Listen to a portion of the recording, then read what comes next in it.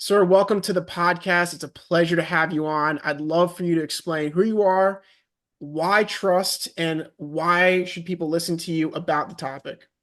Actually, I don't think they should listen to me, and I don't know why trust. And so, what was the third question? Like, anyway, uh, so you know me because you know that I teach. I'm an adjunct professor at SMU. I teach at the graduate school. I teach actually classes on entrepreneurship. This whole thing, I didn't plan on doing that. It just happened. I came in as a guest speaker once, then they asked me a second time. The third time, they asked me to build a class. And the next thing I know, all of a sudden, I'm teaching class. The next thing I know is I'm teaching classes for 6 years. But if there's one thing, and hopefully some of the listeners, the viewers right now, are young people like you, and are thinking about what do I want to do when I grow up, and feel that you need to make a commitment to something. So I made a commitment to the topic of trust. What would you say is a commitment? How does someone make a commitment to trust to a topic? Well, to any topic, I guess you would just be you choose what's important to you and you Yeah, just but I can abide. change.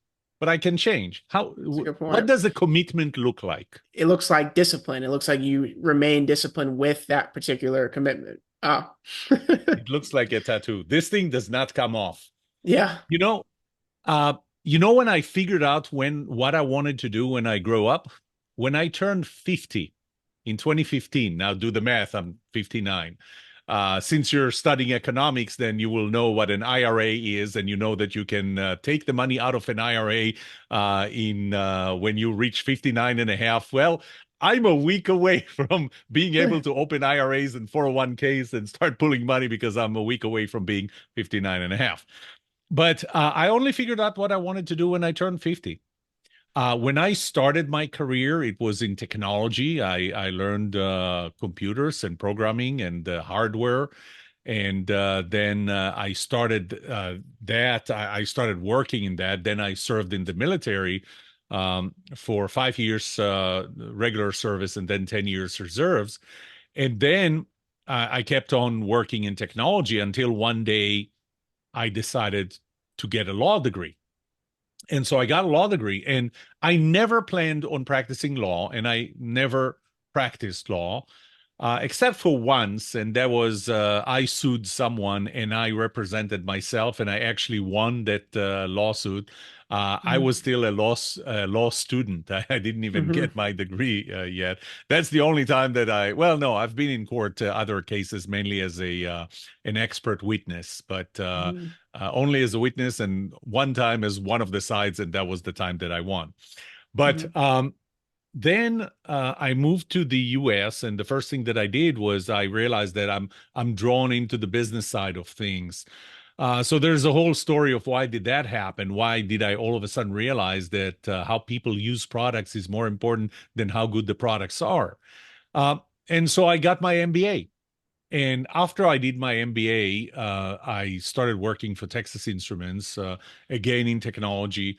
Uh, I worked on a technology. I worked with a group of a relatively small group at the time of engineers from other companies all over the US and all over the world. We worked on a technology called 802.11. Do you use 802.11? No, I don't think It's kind so. of a wireless standard. You don't use that? No, So I don't think one of so. the first things that we did in 2001, because that was a standard that came out in 99, in 2001, one of the things we did was that we realized people will not connect with a technology called 802.11. So we need to find another name for it. And we figured out a new name, and we called it wireless fidelity, or in short,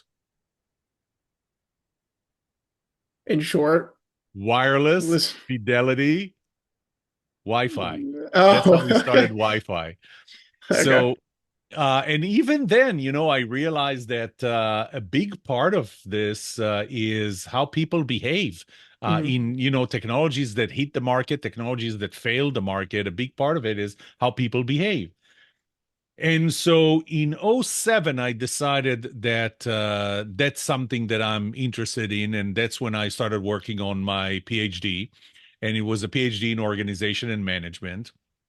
And, it's kind of funny that when I had to come up with a topic for my PhD research, the dissertation, my mentor. So one of the things when you get, and hopefully at some point you'll get to work on a PhD or any other doctoral degree or any degree that requires research, one thing that they're going to tell you is that a good dissertation is a done dissertation, Hmm. because 25 to 31%, at least at that time, of those who started dissertation will ever finish it, and the rest will not. Majority will not finish it. So, I was trying to shoot for something, pretty lowball, a topic that's not very powerful, but I was fortunate, and this is one of the big things that impacted my life, is the people that were put in my path. And my mentor, Cordy, he just every topic I came up with, he wasn't satisfied with. He was not happy with. And I was getting annoyed with him because every topic I would bring up, he would shoot down. And at some point, he asked me one of the most pivotal questions in my professional career. He asked me, Yoram, what pisses you off? Can I use the word pisses you off? Well, that train has left the station. So, what pisses you off? And I thought, well, I'm trying to come up with the topic. You don't let me. But the words that came out of my mouth, David, were, why are people so much more creative when they work in small startup companies than when they work in large mature companies? Because I could feel the difference. I started startup companies myself. I sold one, I bought one. I worked in very large companies, in a Fortune 200 company. I could tell the difference in creativity, and I didn't think it was the people. I didn't think that less creative people are attracted to large companies and more creative people are attracted for small companies. It had to be something else. So I asked, why are people so much more creative when they work for small startup companies than when they work for large mature companies? There was quite on the other side of the line. And then Cordy said, I think we have a topic. I spent the next 2 years doing research, researching that thing. And what I realized is that the answer is really innovation culture. And I started defining innovation culture. I started publishing books. And even though I was working for companies at the time, um, I started helping other companies create a culture of innovation. Then one day I was meeting with a potential client at the time, and I started asking them questions to realize that they don't have a culture of innovation, and the reason is that they lacked trust. There was no trust in any level. There was no trust between leaders and employees, employees and leaders, employees among themselves, leaders among themselves. I mean, there was just no trust in that company. And that's when it kind of hit me that, trust is the foundation. If you want to build innovation into a company, you first need to have an innovation culture. But even that, it's like starting to build a building from the second floor. Second Hmm. floor is innovation. The first floor is innovation culture. You start with the foundation. The foundation is trust. So I started doing research on trust, and what I found was amazing. Some things were kind of obvious. I mean, I'm going to tell you something. You may notice that I have a new logo called Trust Premium, which Hmm. is one of my focus areas. I have two focus areas with trust. Trust inside of organizations. There's trust in general, but typically I focus on trust in organizations and then trust in sales when you sell something. Even if you're not a salesperson, but you are a professional selling your services, you're still a salesperson. So, and what I learned was that people are buying from people they trust. But more than that, they're even willing to pay a premium. So I started doing research on that as well. And at that point, I thought, I feel that I'm kind of in a fork in the road. Hmm. Do I continue with innovation or do I switch to this new topic I started researching, trust? So I asked 20 of my closest friends and family members, what do you think I should do? Should I stick with innovation or switch to trust? 19 out of 20 said, stick with innovation. So I switched to trust. And, it took, I think, another year or two for me to have a critical mass of content in trust. And then I published so far 19 books. This is the Oh, big wow. one. This is the Book of Trust. It's 550 pages. This is the biggest book ever written on trust. Um, and I'm actually right now in the middle of writing book number 20, which is called Trust Premium.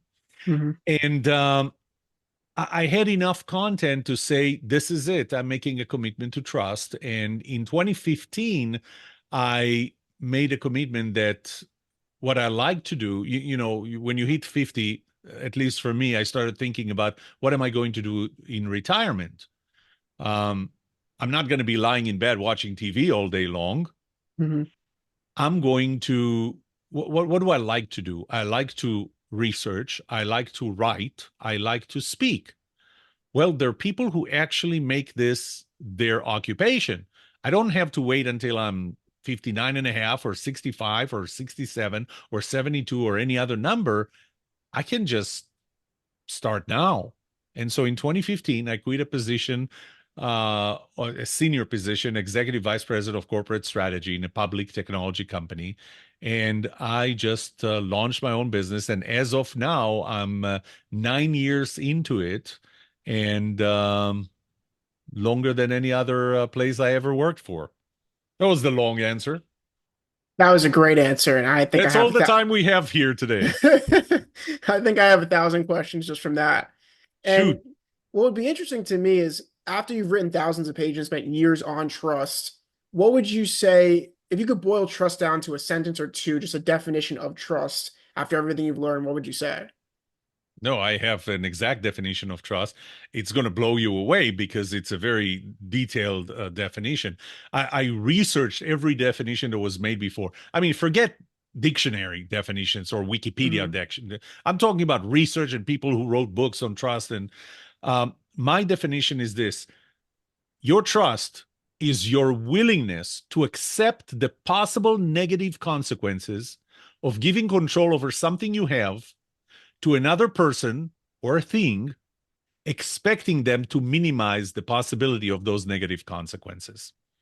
So there are a lot of components here. First of all, it's a willingness to take risk. And to me, why do we trust? We trust because you heard the phrase "no risk, no reward," right? Hmm. If you want a reward, there's typically a risk associated with it. Otherwise, everybody would get that reward. So Yep. you want a reward, an exceptional reward, it comes with risk. The thing is, for some people, that's a risk they're willing to take. And for most people, maybe not. You have a risk threshold. And the thing is, because the risk is greater than the risk threshold, you don't feel comfortable. You don't feel safe. You want to feel safe. You feel danger. The way to bridge that gap between the level of risk you're going to take to get that reward and your comfort zone in terms of your risk tolerance level is by trusting someone or something. But it's not enough to say, I trust you. They have to, one, know that you trust them, and Hmm. two, have the capacity and the willingness to minimize the potential negative consequences of taking that risk. You brought up the difference between trusting someone and something. So like an organization versus a person, like what are kind of the key, I guess, differences in putting trust within an organization or within an individual? Oh, so you that's a strong question. Who do you trust? To me, you trust kind of three or four. You'll see why I say three or four different entities. You trust God. Some people Mhm. trust God more, some people trust God less. You trust yourself. Mhm. Some people trust themselves more, some people trust themselves less. And then you trust other people. But sometimes you know those people. For example, you're trusting me right now. What are you trusting me with? You're trusting me with an hour of your life that you're not going to get back. If this interview sucks, you're not going to get that hour back. So you're trusting me with that. It's not the end of the world. It's not too bad, but you know who you're trusting, and you did Mhm. some research to know that I know that you trust me. I have the capacity and the willingness to deliver what you need. Right? What happens when you board a plane? Who do you trust when you board a plane? Forget the pilot. Who do you trust when you board the plane? You trust the people that made it, the people that maintained it, the people who put gas into it, the people who designed it. You trust all of them. You don't know any of them. So when Mhm. I say you trust people or things, when even when I say things, it's really typically people. But even then, there is this rock that is launched between two mountain ridges. You probably know what I'm talking about, that Hmm. sometimes people go and get their pictures there, Hmm. which I think is stupid. But that rock was not put there by a person. That Hmm. rock was put there by God, by nature, by whatever you say. So you trust a rock to go on it. Actually, by the way, it's not entirely true, because I identified 8 laws of trust, and one of them is that trust is transferable. So if I trust you and you tell me that you trust Dana, then I'm going to trust Dana because I trust you and you told me that you trust her. I just remodeled my pool and I asked people who I know and trust, who do they recommend? And that's how I Hmm. chose who I'm going to go with. So essentially, even when you go on this rock, you trust people who told you that they went on that rock, or you saw a picture of them and you go, well, if they went there, then I can go there. So again, you trust people. Yeah. And is there a way that you could measure trust, whether within an individual or organization? Because I know it's probably not binary of you trust someone or you don't. It's like to what degree do you trust them? And so is there a way to really measure that? Yes and no. Is there a way to measure the magnetic field inside of an electric motor? How do you measure the magnetic field inside of an electric motor? The answer is you can't, Hmm. but you can still tell how much magnetic field is there, or how strong the magnetic field is there. How? Because you know how much electricity you put in and you know how much torque you got out. Based on those, you can calculate and know exactly how strong is the magnetic field inside of the motor. Hmm. Trust works the same way. I developed over the years a model of the components that make a person trustworthy. Okay. I can measure those components, some of them more quantitatively, some of them more qualitatively, and I can measure the symptoms of that person being trusted or not being trusted. And Hmm. once I know these two, I know if the level of trust and trustworthiness. Hmm. So maybe this is a little too higher level, but just to formulate the question, what if someone wants to become more trustworthy? What are some practical things that they could do to be more trustworthy, whether that's in their work, their life, their relationships, stuff that you've seen, and just maybe some tactics along the way? They get the Book of Trust available on Amazon and any other. Well, so you asked a great question, and I'll break the answer in two. The first part is, once you understand, so there are two things to understand here, and the first one is the 8 laws of trust, how Mhm. trust behaves, what trust really is. And then there is my relative trust model. So um, what makes one person trust another person? Now, I would not have pursued trust if I felt that my approach to trust is pretty much the same as everybody else's. I'm not going to repeat everybody else's what they said about trust. And the more I thought about that, the more I realized that I have a very unique perspective on trust. One of the unique perspectives of trust was in that TED talk that you were talking about, my second TED talk, Mhm. just based on the name of that TED talk, the relativity of trust. Trust is relative. Um, I'll give you an example. You're familiar with Rate My Professors, right? Yep. Of course you do. I never heard of that until my younger daughter, went to college, and I saw her look at that website. And then I found that I have a page on Rate My Professor, and I started looking at it, and I found somebody telling me how great I am, how awesome I am, 5 out of 5. Then the next review I'm looking at is 1 out of 5. And I go, wait, what? Now it's anonymous, so I don't know who that is. But they just did not like what I do. Now, this was from 2019, which means pre-COVID, no Zoom. I only taught one class per semester, which meant these two students sat in the same classroom at the same time.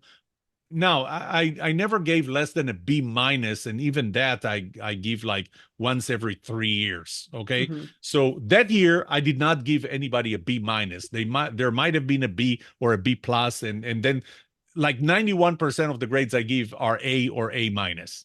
Okay, 91%. So you should go to my class.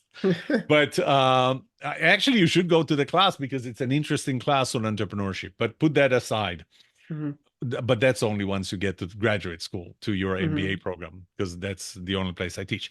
But anyway, that's beside the point. So how can they look at me so differently? And the answer is because we're different people. And what I realized is that the same behavior that would cause one person to trust you could cause another person to distrust you. The same behavior. So, you know, it's not enough to say, here is a list of, and this is how we used to look at trust. And if you watch that second TED talk, this is how we typically look at trust. Here's the checklist of things. If you can check every box on the positive side, then you're going to be trusted. It doesn't work that way. You have to do that through the perspective of the person that you want to Mhm. be trusted by.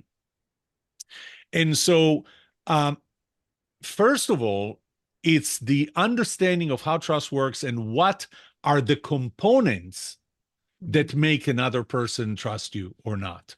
But even saying the components, that's going to change between person to person. Then the next step was, and I'm going to tell you another story. You good for another story? I'm good for all the stories. You're good for another story. Okay, it's 2012. We're during the London Olympics. We are in New York at the Rockefeller Plaza, where NBC records their programs. And we're at the second floor at the experience store, the NBC experience store, when three ladies come to me. One with heavy makeup, that's Madeline Ferenstrom, she's their nutritional expert, and two with clipboards. And they ask me, do you want to be on the Today Show? Now, the Today Show is the NBC national morning program. Mhm. It's like doesn't get any better than that. And so I'm excited. And I said, what's the context? And she says, weight loss. I look down and it's like, okay, I get it. It's still the Today Show. What do you want me to do? And she said, you're going to be at the audience and we're going to turn to the audience. And if you have a good question to ask, we're going to ask you and you're going to ask your question and they're going to answer it. Do you have a good question? And Mhm. I thought about this for a second. And I said, you know what? I do. I do have a question. I've been meaning to lose weight for I don't know how long. I know how much I can eat, what I can't eat. I know how much exercise I need. Knowledge is not the issue. Where do you find the motivation? And she said, oh, Mhm. that's a great question. We're going to put you on air. So they bring me to the other room and then they turn to the audience. Any questions at the audience? Sarah, I don't remember her last name, the reporter standing right next to me. She said, well, we have a question from Yoram Solomon from Texas. And I asked my question. Yeah, I know exactly what I have to do. I know what I can eat, can't eat, how much exercise. Knowledge is not the issue. Where do you find the motivation? They give me this most benign answer, that doesn't help me at all. And that's it. We're flying back home. On my way back home, I'm thinking to myself, wait a minute. If I'm right, knowledge is not the issue, motivation is. I'm not an expert on nutrition, weight loss, diet, or anything like that, but I just finished a 4-year PhD on essentially on motivation. My research was on motivation for creativity, but it was the motivation. If I'm right and motivation is the issue, I know motivation. Why can't I figure it out? By the time we landed in Dallas, I had a plan. I was going to lose 32 pounds, not 100 pounds, and I was going to lose it over 6 months, not 3 days.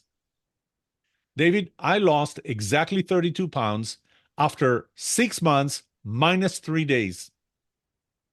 My Wow. doctor saw me and he asked, what happened to you? And I said, I lost weight. He said, are you feeling okay? I said, yes. He said, how did you do it? I told him what the process was. And he goes, you have to write a book. That's how I wrote my second book, Worst Diet Ever. But what I realized later is that Worst Diet Ever was not really a book about weight loss. It was a book about forming habits that change behaviors. My wife asked me at the time, why are you writing a book about weight loss?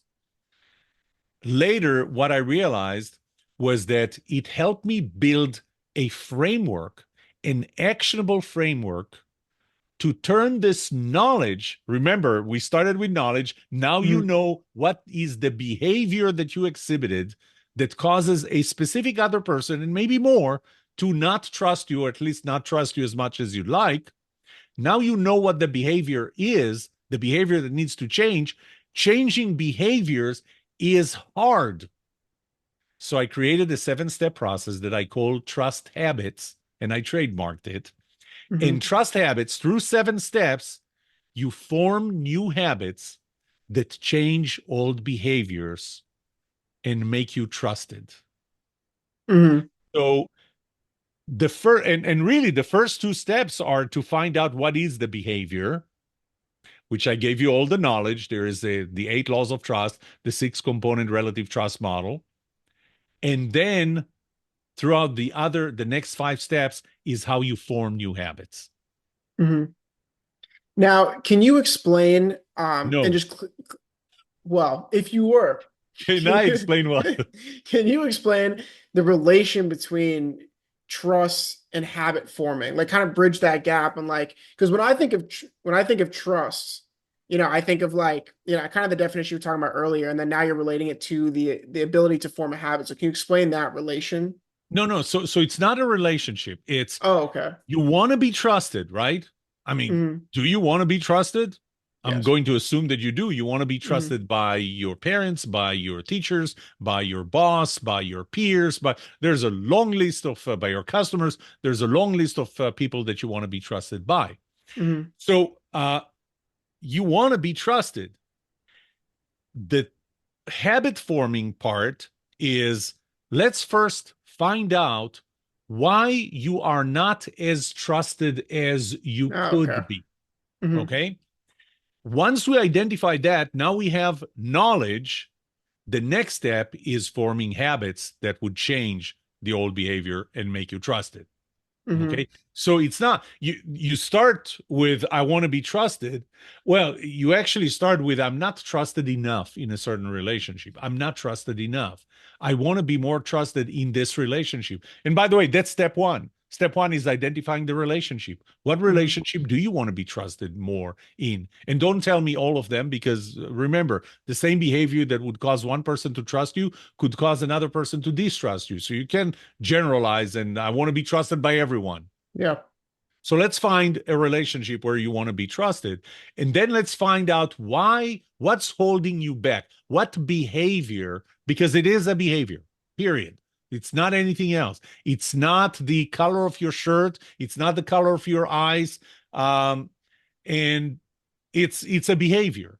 What is that behavior? So I'm helping you find out what is that behavior, and I'm helping you find out by explaining how trust works and what makes a person trust another person. So once you understand that model, you go, oh, now I know why I'm not trusted enough in that relationship. So now I know what I have to change.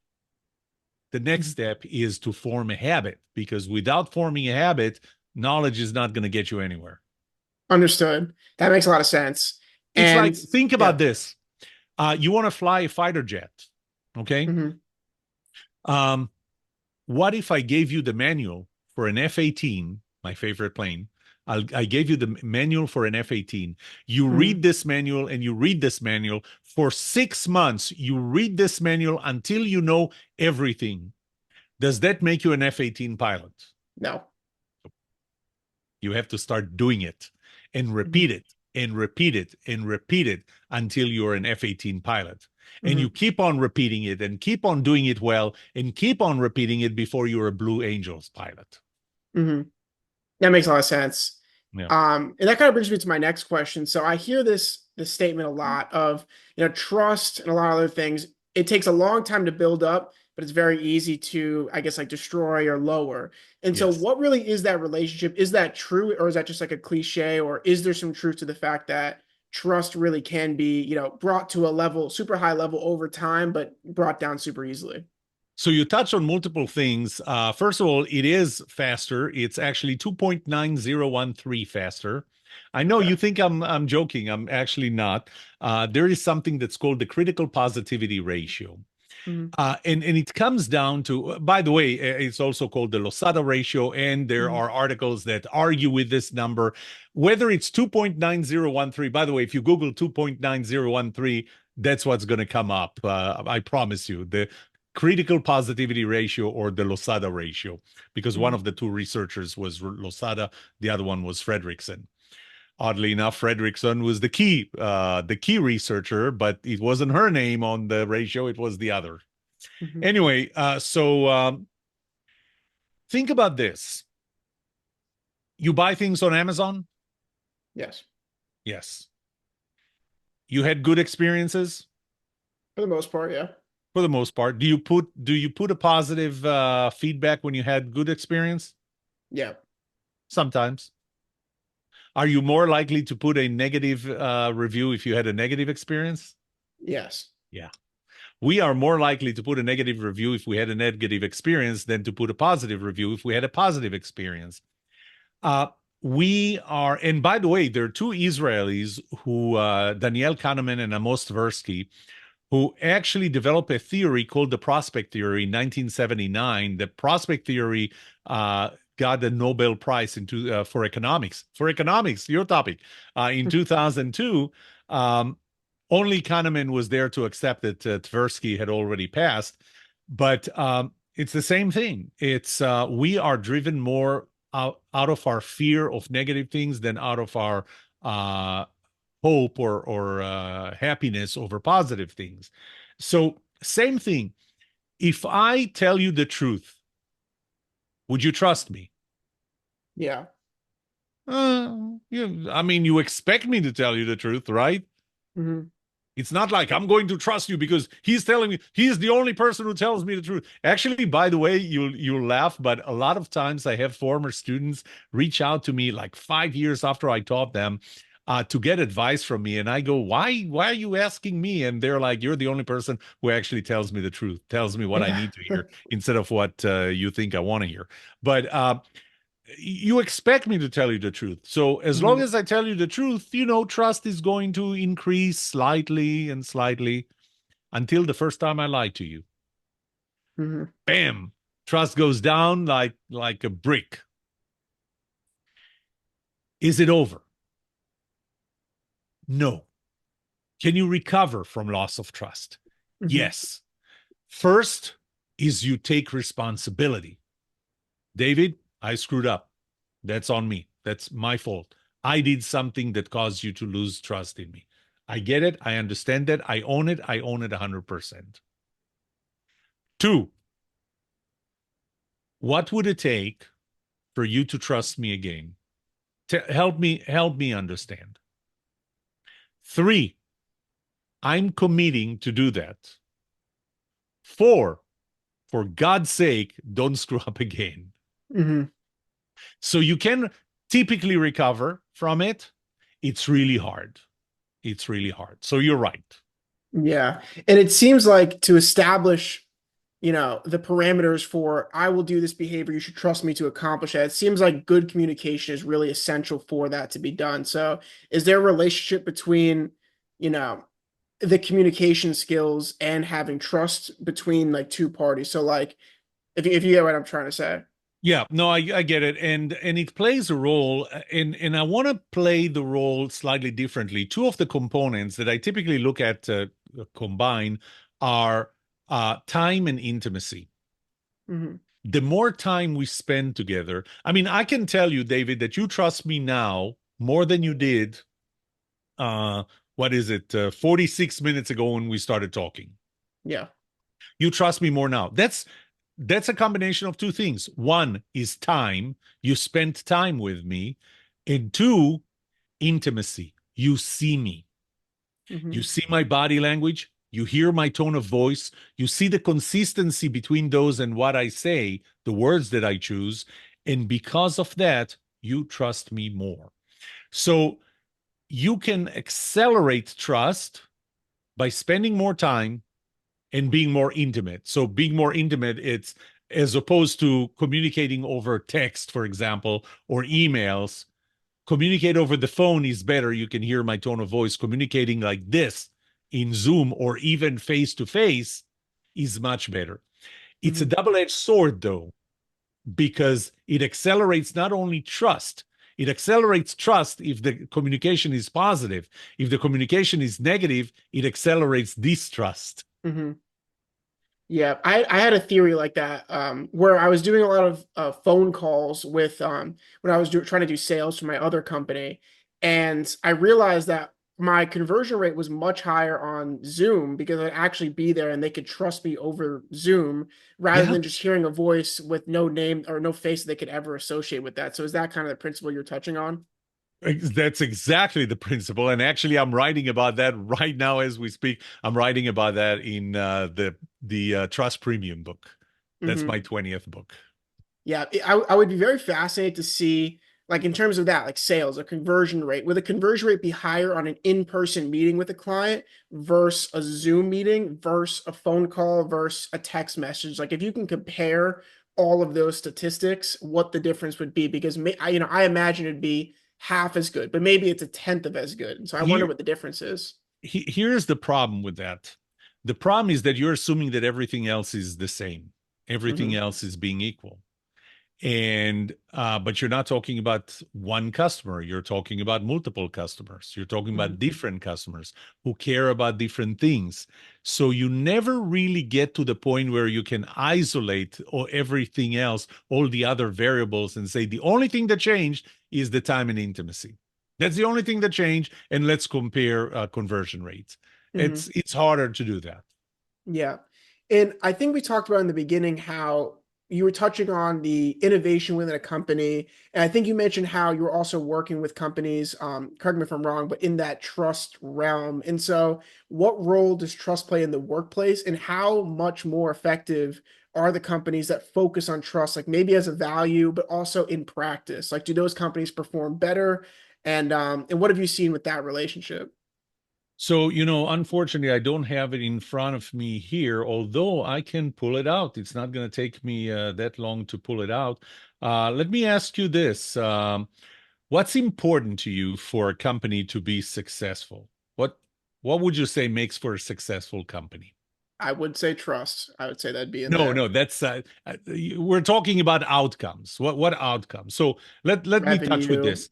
Yep. Employees less stress. Is that important? Yes. So I combined in one of my keynotes that I give or workshops, I combined research done by multiple people, including myself, and I attributed it to different people.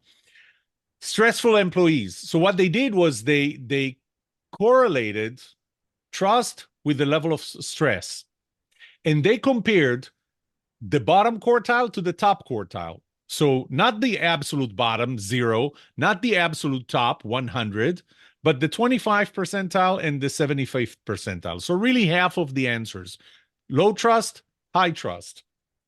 If you go from low trust to high trust, employees are 74% less stressed, have 106% more energy, 60% more joy from their work.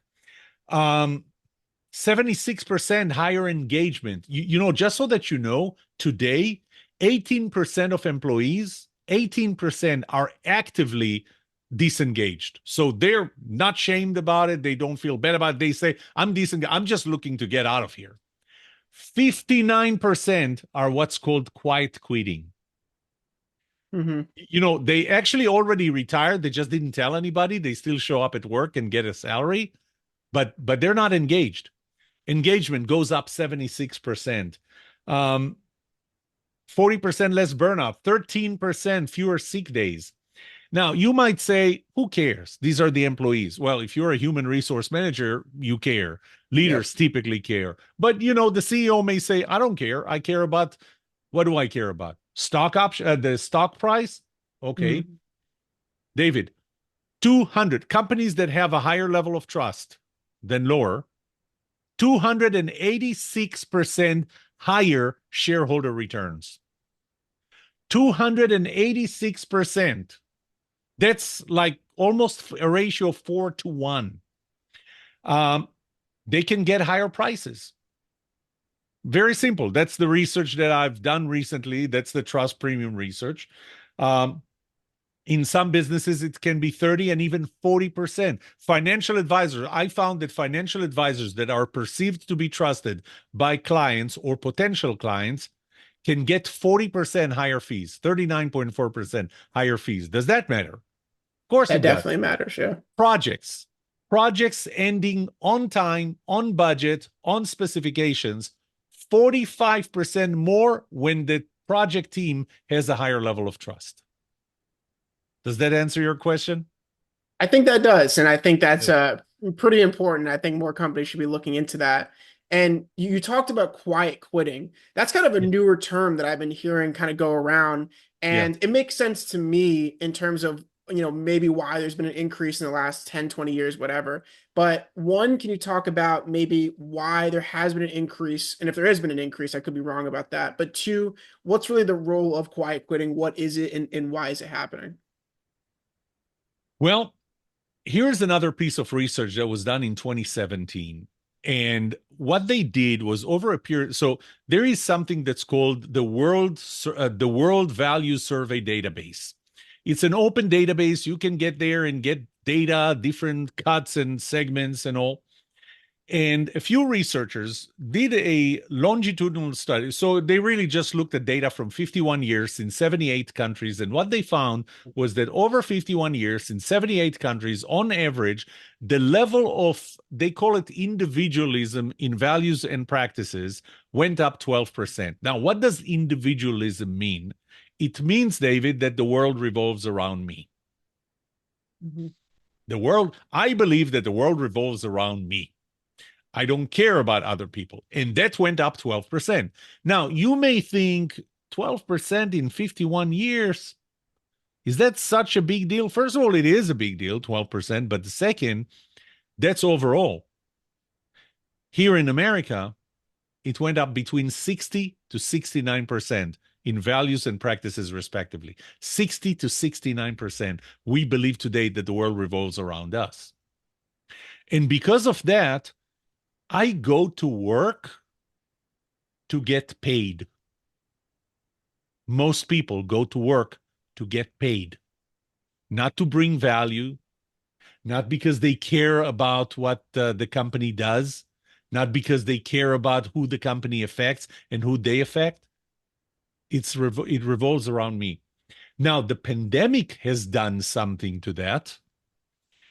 And that's one of the things that we're fighting with right now, and that is working remotely. So, when March of 2020 happened, everybody worked remotely. Everybody. And if your company could not operate on working remotely, your company was no longer. Well, then we got over COVID. Now it's something we can live with. There's immunizations. There is, we are more immune to, and it's not what happened in 2020 anymore. But when companies said, well, we have to get back to the office, all of a sudden people said, no, I'm entitled to work from home. I find it just amazing that people say I'm entitled to work from home. And it really, I don't think that anybody's entitled to work from home. You're entitled to work in a company where you deliver value and you make something good, and you Mhm. affect customers or any other stakeholders in the company. You affect them positively. That's what should be number one. But number one is, what am I entitled to? And because of that, when you don't get what you want, 59% are quite quitting. I'll keep on going to work as long as I get a paycheck. Yeah. I know I'm going to step on a landmine here, but that's going to be a topic of one of the episodes of my podcast, and that's Boeing. What happened in Boeing? By the way, there's a great TV show that I would recommend you, the viewers. It's called McQuestion TV, MCC, McQuestion TV. It actually it airs every Sunday at 11:30 on PBS, channel 13.1, but you can also find it on YouTube. And I was a guest on that show 4 times. And then the last time I was there, I was actually the host, and I'm going to be the host again in another future show. But the one I was hosting talked about ethics and talked about whistleblowers. and how companies don't listen to whistleblowers until, and I interviewed a whistleblower, former whistleblower, in Citigroup back in 2008 with the you remember the financial crisis of 2008, the Hmm. mortgage-backed securities, and he screamed about it and nobody would listen. If you ask me what's happening in Boeing, it goes to culture. It goes to, if employees go there to collect a paycheck, that's what you get now. You get what employees do that, they can't be sued for. That's the bar that we need to pass. And I think that a big part of it is because we today believe more and more, and the pandemic made it even stronger, that the world revolves around me and not Yeah. the value that I bring to society or the company through which I bring value to society. Yeah. Yeah, that's super interesting. And it's also back to the remote work.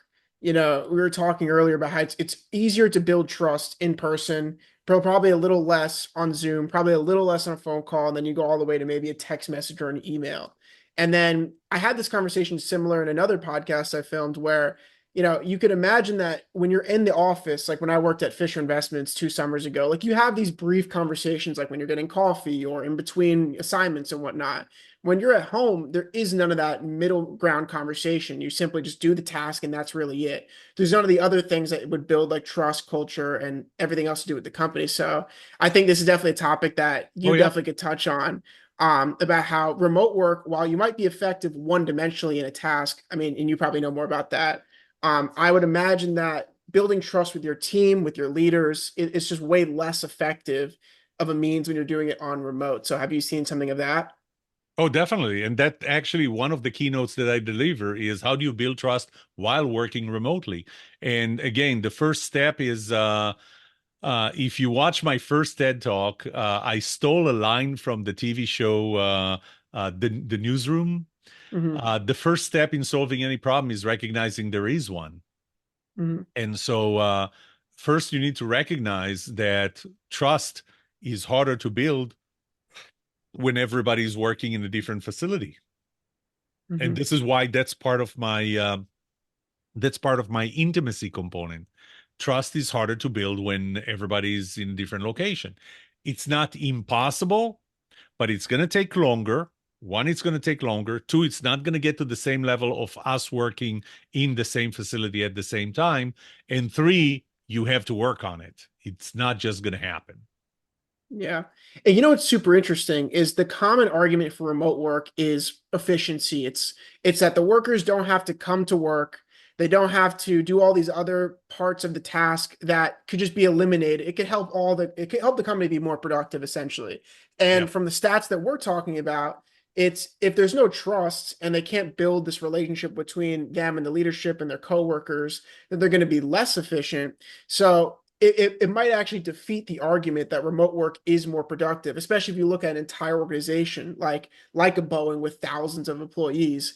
If the entire organization is suffering on a trust element because of, let's say, some departments are remote, well, then they might be actually less effective, even with the calculated amount of nuance and that you're traveling to work and doing all these other things. So, So there was actually a study done that asked are companies more productive, are employees more productive when working remotely? mhm. What do you think the percentage was of people who said, yes, we were more productive?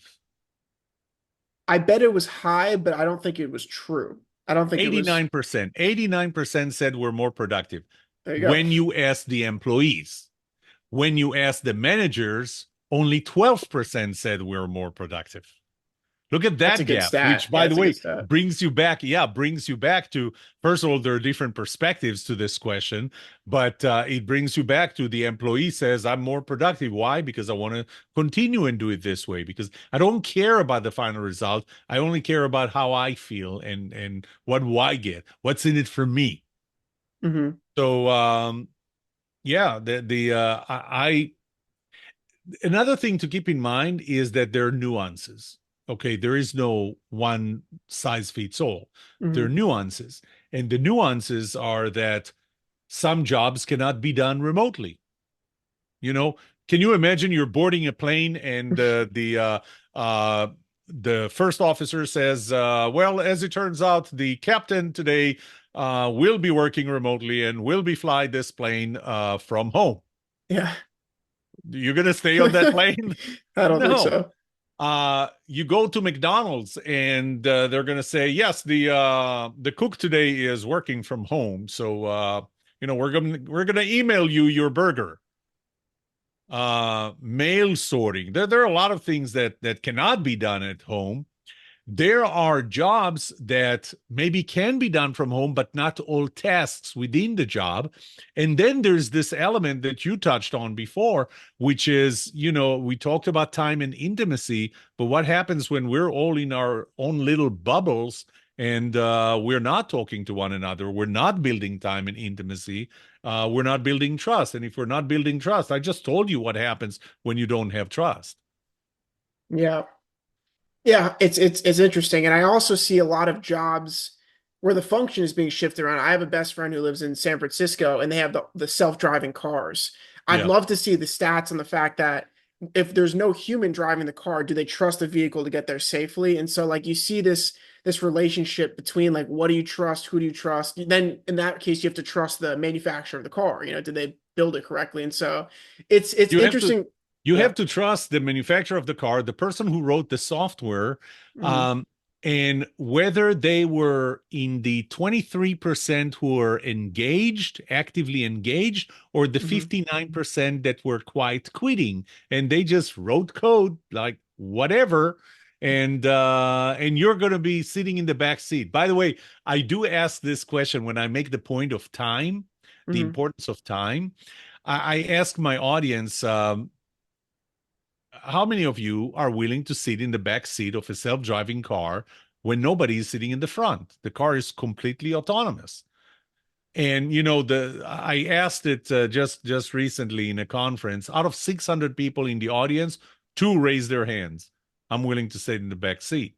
Hmm. Well, why are you not willing to? I mean, nobody even asked me what are the statistics. Well, the self-driving cars are 3.2 times safer Hmm. for the same amount of miles driven than driver-driven cars.